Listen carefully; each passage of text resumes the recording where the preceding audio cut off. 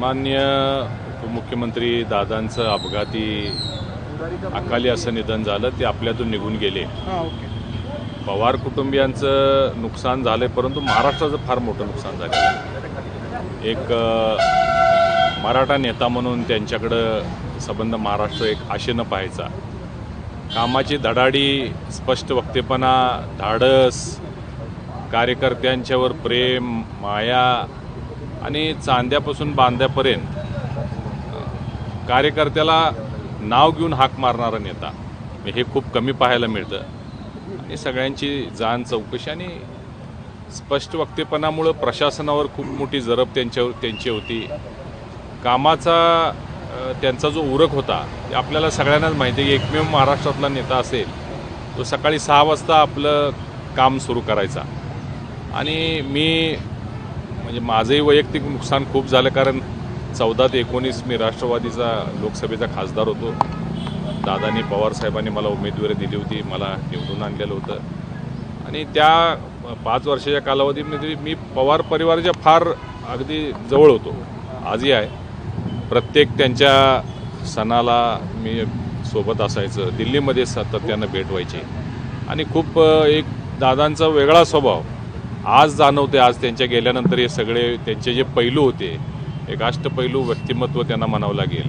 म्हणजे तेवढेच खेळकर, तेवढेच खोडकर, तेवढीच चेष्टा करायची, तेवढेच जरब असायची त्यांची, तेवढेच कडक व्हायचे. आणि कार्यकर्त्याला एखादा कडक भाषेत बोलले म्हणजे त्याचं काम 100% झालं, अशी कामाची शैली होती. आणि त्यांच्या जाण्यानं खूप महाराष्ट्र पोरका झालेला आहे. महाराष्ट्रामध्ये पोकळी निर्माण झालेलीच आहे, परंतु असा नेता पुन्हा होणार नाही अशी संबंध महाराष्ट्राची आता परिस्थिती झालेली आहे. मी खूप त्यांना श्रद्धांजली अर्पित करतो. कोल्हापूरमध्ये एकदा तुम्हाला मुन्ना म्हणू नये आता असं एकदा भाषणात, जाहीर भाषणात म्हटलं होतं त्यांनी. 2014च्या निवडणुकीपूर्वी मी राष्ट्रवादीमध्ये प्रवेश केलेला होता आणि मेळावा होता राष्ट्रवादी पक्षाचा. उमेदवारी निश्चित नव्हती, मुलाखती झालेल्या नव्हत्या. आणि भाषणामध्ये कार्यकर्ते, कोल्हापूरचे सगळे जे पदाधिकारी, आमदार सगळे म्हणत होते मला मुन्ना माडिक म्हणून ओळखतात. आणि प्रत्येकाचं भाषण झालं, सगळे मुन्ना माडिक असं म्हणतो. त्यांनी दादांचं ज्यावेळी शेवटचं भाषण सुरू झालं त्यावेळी दादा म्हणले, आता हे मोठ्या पदावर जाणार आहेत, तुम्ही यांना मुन्ना म्हणू नका, इथून पुढं धनंजय म्हणा.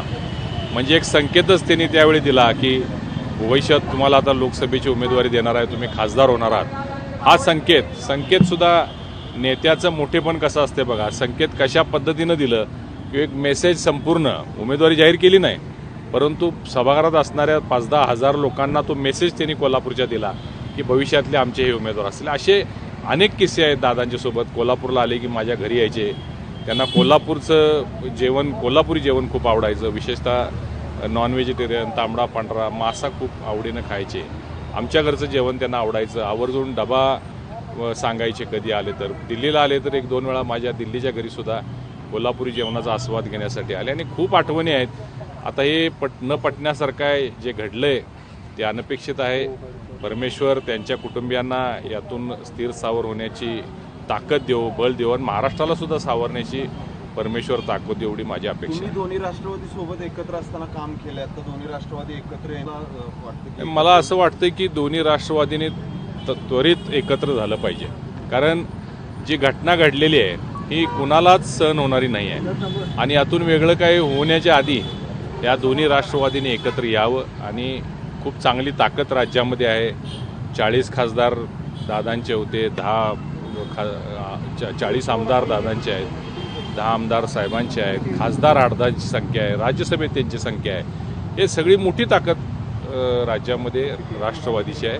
ही सगळी एकवटली पाहिजे असं माझी भूमिका राहील. दुसरीकडे असं आहे की सुनेत्रा वहिनींना उपमुख्यमंत्री करा अशी एक मागणी समोर येते की हे सगळं झालंय दादांचा अर्थात आणि उपमुख्यमंत्रीपद त्यांना देण्यात यावं. काय या सगळ्याकडे आता चर्चा सुरू आहे. प्रत्येक महाराष्ट्रातल्या नागरिकाला स्वाभाविकपणानं हे वाटतंय की सुनेत्राताईंनी दादांची जागा घ्यावी, त्या उपमुख्यमंत्री व्हाव्यात. जर सर्व परिवाराची संमती झाली, तिन्ही पक्षांची संमती झाली तर मीही या मताचा आहे की ताईंना निश्चित उपमुख्यमंत्रीपद दिलं पाहिजे. त्या चांगल्या पद्धतीने निभावतील, कारण माझा त्यांचा सहवास आता राज्यसभेमध्ये, पूर्वी त्या राजकीय क्षेत्रामध्ये एवढ्या ॲक्टिव्ह नव्हत्या, परंतु आता राज्यसभेमध्ये त्या माझ्यासोबत आहेत गेले काही वर्ष. आणि मी त्यांची काम करण्याची पद्धत त्यांचा स्वभाव हे सगळं पाहिलेलं आहे. निश्चित ते हे जबाबदारी पेलू शकतील असं मला वाटतं.